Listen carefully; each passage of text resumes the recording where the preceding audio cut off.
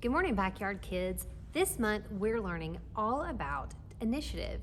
That is, we're learning when we see things that need to be done, that we should do them.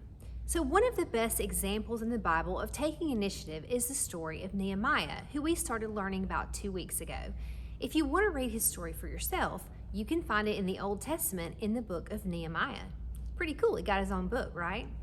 So you might remember that Nehemiah was a Jewish man who had been living away from his homeland, which was Jerusalem.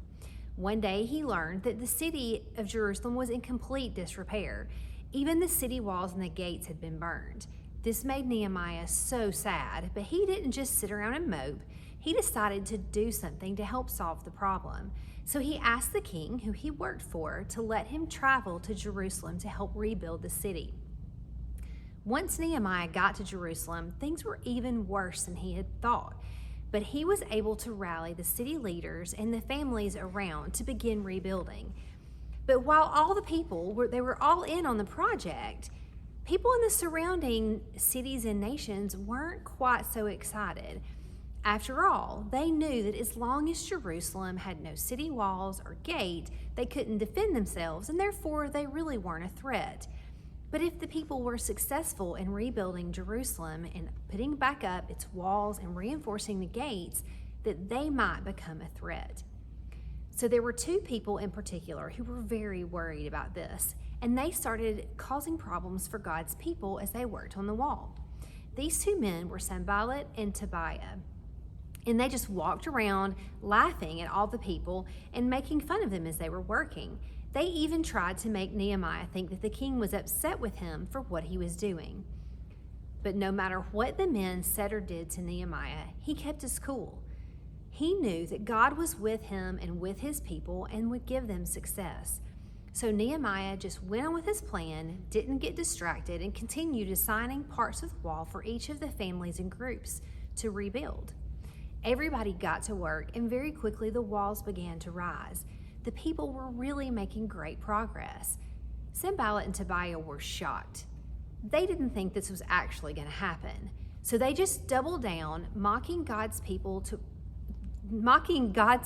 work to anyone that would listen. Meanwhile, Nehemiah and the people of Jerusalem just kept working with all of their hearts. As the wall got higher and higher, Sanballat and Tobiah got more and more worried that Jerusalem was going to become a threat. So they went out into the surrounding nations and began plotting with some of the other leaders to attack Jerusalem before the wall could be finished.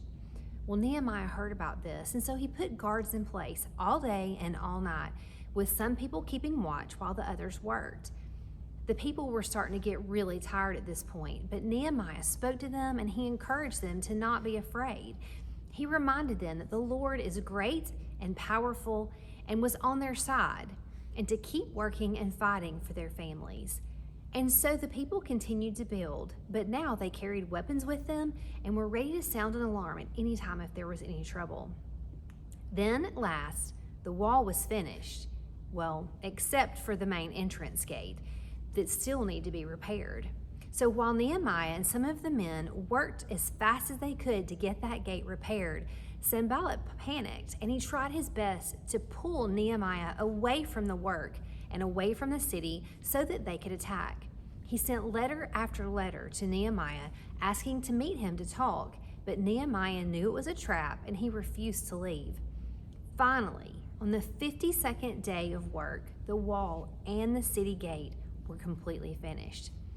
So now the wall was finished, and it was done by a group of completely ordinary, everyday people, all because their leader refused to be distracted and encouraged them to stay focused on their work as well. So we can learn something really important about initiative from Nehemiah and the people of Jerusalem. We can learn to stay focused on what needs to be done. We can ask God in prayer to give us the initiative to go after and do what needs to be done and to stay focused to see our projects through. Have a great week.